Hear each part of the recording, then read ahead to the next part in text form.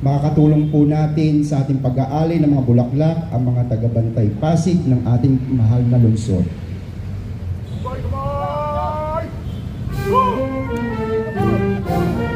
Sa unang pag-aalay mula sa pamahalaang lokal ng lungsod ng Pasig sa pangunguna ng ating punong lungsod, Mayor Vico Soto, kasama ating Vice Mayor Dodot Jaworski, Congressman Roman Romulo, at mga konseho mula sa sangguniang panglungsod.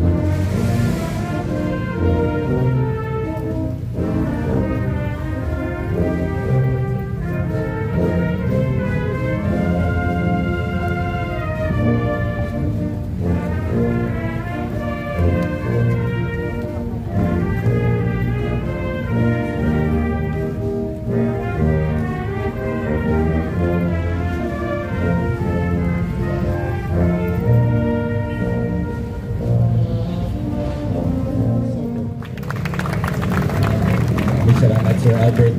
Magandang umaga sa ating lahat. Magsiumulan po tayo. Maligayang araw o pambansang araw ng mga bayani. Congressman Roman Romulo, Vice Mayor Dodot Jaworski, sa ating mga konsehal, barangay officials, sa mga national government agencies, sa iba't ibang samahan. Nabanggit na naman po kanina. Maraming salamat po sa pakikilahok ngayong umaga.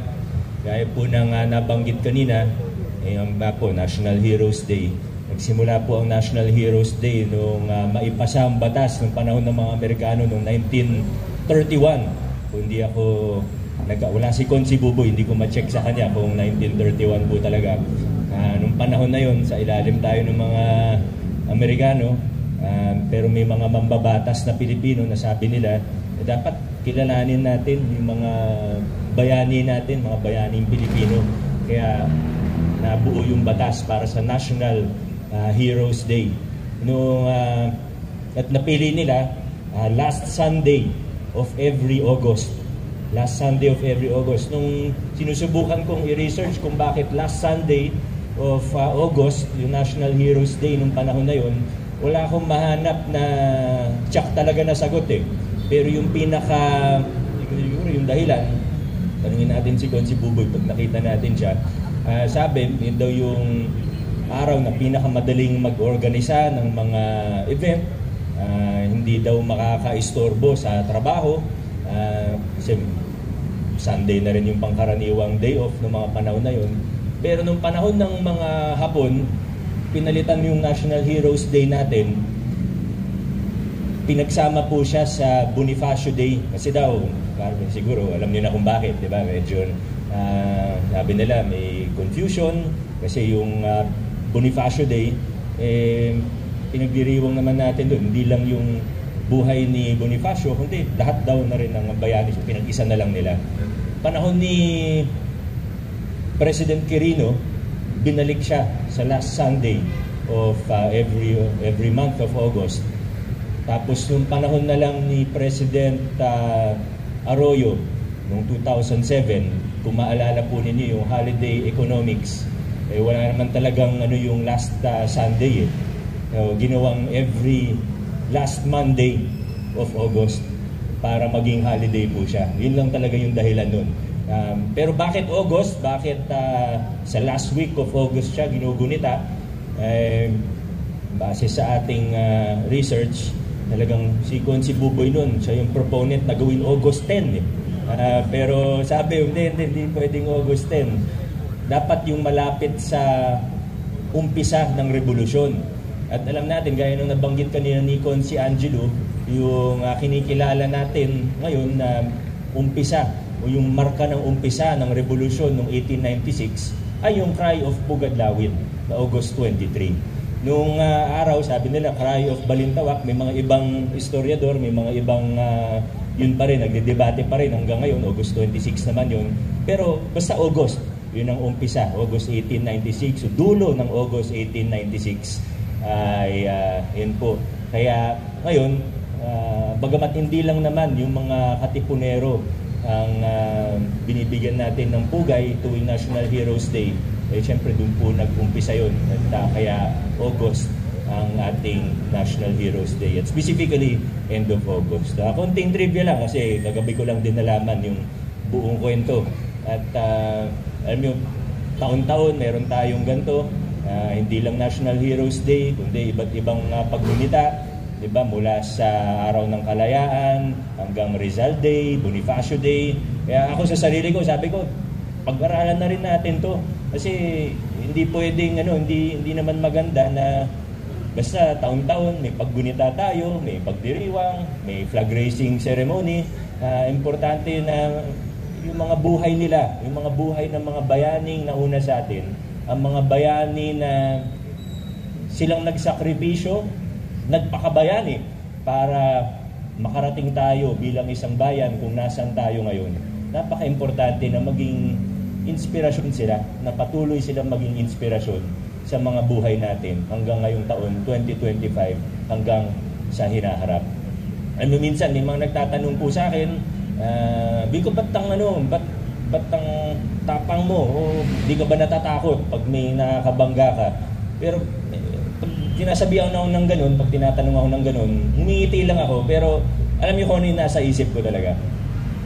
Naisip ko, ako nandito ako taon 2025, sinusubukan kong gawin kung ano, sinusubukan kong tindigan kung anong tingin kong tama, sinusubukan kong manindigan. Pero pag-aralin natin yung mga nauna sa ating mga bayani, yung mga katimbonero noong 1896, mga girilya noong World War II, di hamak naman na mas mahirap yung pinagdaanan nila. Ba't ako matatakot? Ba't ako magpapa-intimidate? Yung mga nauna sa atin, mas mahirap yung pinagdaanan. Mas nasa peligro ang mga buhay nila nung katipunan, nung World War II at iba pa. Baka may medic po tayo. May nahimatay po dito sa bandang kanan ko. May medic po ba tayo?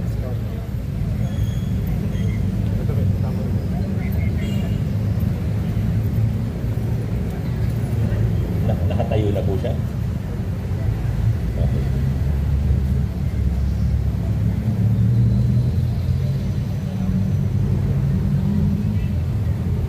Mga scouts, okay lang po kayo? Sige, na-assist na po siya. Maraming salamat po. So, balikan ko lang po yung sinasabi ko. Yung mga nauna sa atin, di hamak na mas nasa peligro yung mga buhay nila. Mas malambot ang mga kamang hinihigaan natin ngayon. Kaya sana, ang bawat isa sa atin, piliin na lang na gawin kung ano ang tingin natin ng tama. Manindigan tayo, ipaglaban natin ang mabubuting pagbabago, hindi lang para sa ating mga sarili, o hindi para sa ating bayan. Naway patuloy na maging inspirasyon ang mga bayaning nauna sa atin, mula kay Bonifacio hanggang Valentin Cruz, hanggang sa Hunters ROTC at maraming iba pa. Naway maging patuloy na inspirasyon sila sa atin at patuloy na manatiling buhay ang kanilang diwa ng katapangan at ng kanilang kahusayan. Maraming salamat po sa inyong lahat. Buhay ang Pilipino, mabuhay ang Pilipinas.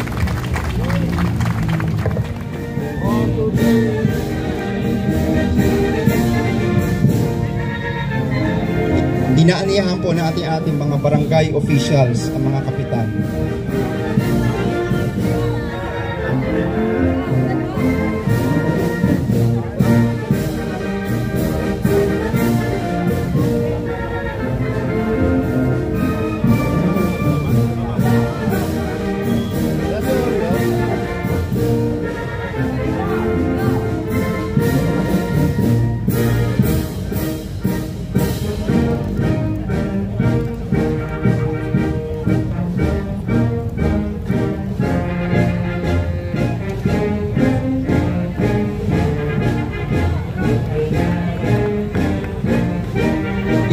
pong ating mga barangay kagawad.